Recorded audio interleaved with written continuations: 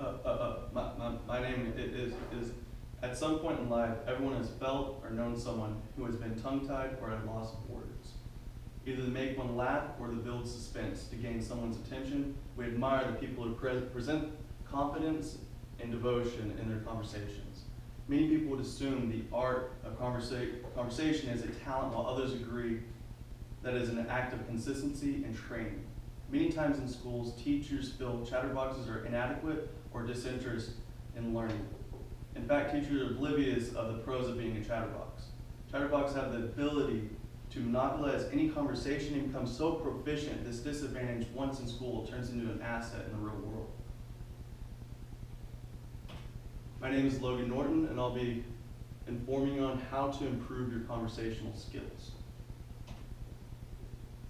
In business, the way one communicates predicts the opportunity for success during a persuasive and negotiative state.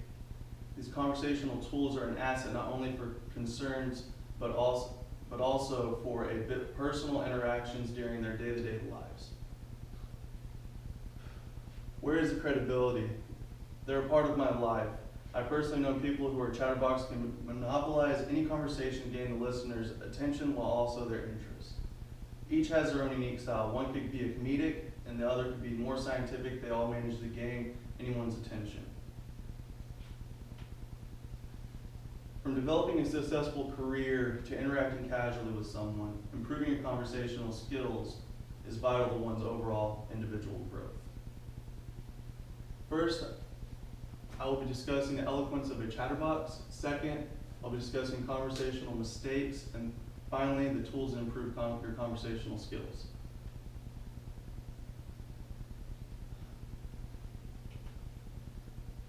I'm discussing business to interacting casually.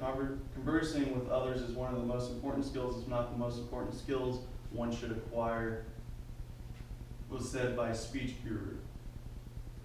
Benefits of a chatterbox, one is the initiator.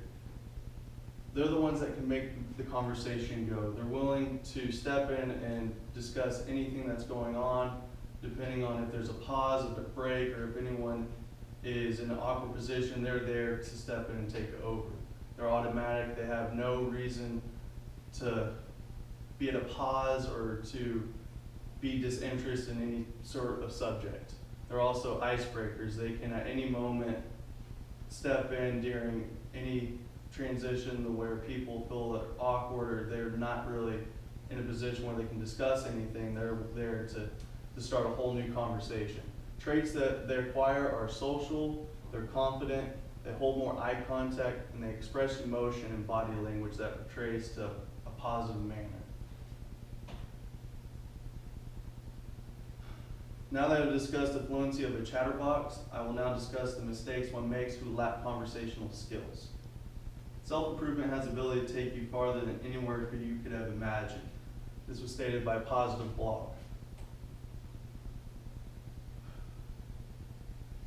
Not listening, waiting for the chance to talk. Many people really want to say what they have to say rather than step back and listen to others. They have negative body language. They're not there to listen to you, they're there to listen to themselves. Their disinterest, their facial expressions have nothing that are in the same manner of what the other person is speaking about. Asking too many questions, or they're an interrogator. They're like a cop or a school teacher just wondering why you weren't in class or where were you that day. It's all questions after questions. They also lack contribution. Another is they're hogging the spotlight or having to be right. Those two there are major no's in anyone for a conversational positive skill. They always interrupt. They never let anyone speak. It's their way or the highway.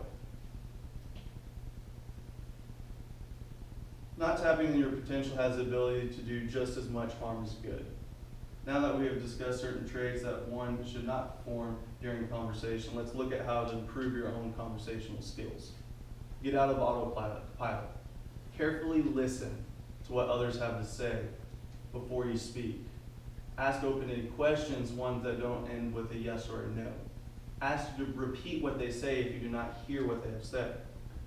Another is feed off of the listener. Watch their body language. Do they portray something that is sad, or are they mad, or are they happy? Facial expressions, smiling, that's one of the biggest expressions you can make to portray that you're willing to listen to them.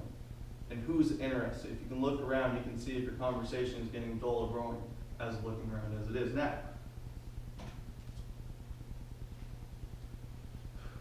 Practice makes perfect. Loosen up. Assume rapport.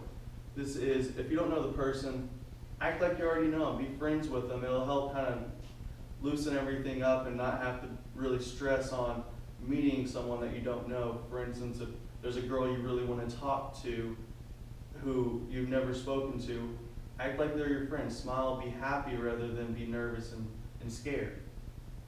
Be relaxed and have a friendly attitude. Another is become interesting.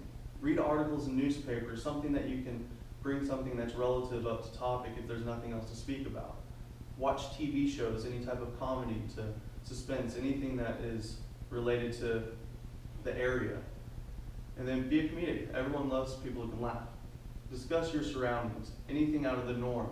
If someone's at a party and next thing you know, they're wearing a clown outfit and everyone else is dressed in suits, I'm pretty sure we would like to know what they're wearing the clown outfit for. And then ask open-ended questions again, nothing that portrays with yes or just only no. Also, your delivery. Slow down when you talk. Don't move so fast.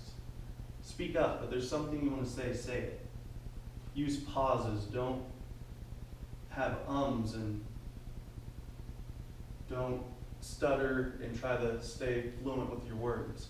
Improve your own body language. Don't slouch over. Learn to sit straight up. Get out more. Go to social gatherings. Go out to clubs, bars, malls, coffee shops, whatever, where there's more people you can get involved with to talk to help your overall conversational skills. Go out on dates. Go talk to anybody you can see and ask them if they're willing to go out and get to know each other. Talk more with your peers and your family. Go with your friends and colleagues and discuss anything that's relative. From developing a successful career to interacting casually with someone, improving your conversational skills is vital to one's individual growth. Now that we have discussed traits that involve the eloquence of a chatterbox, second, we discussed conversational mistakes that one has made, and then finally, tools to improve your conversational skills. Everybody has their unique personality, but many fear the choice of expressing their thoughts. Every one of us has the ability to center of attention and monopolize their time under the spotlight. It is just up to you to decide if you want to be under the spotlight or not. Stop just thinking and take advantage of a chatterbox. Determine your weaknesses and develop your own unique personality when conversing with others. Thank you.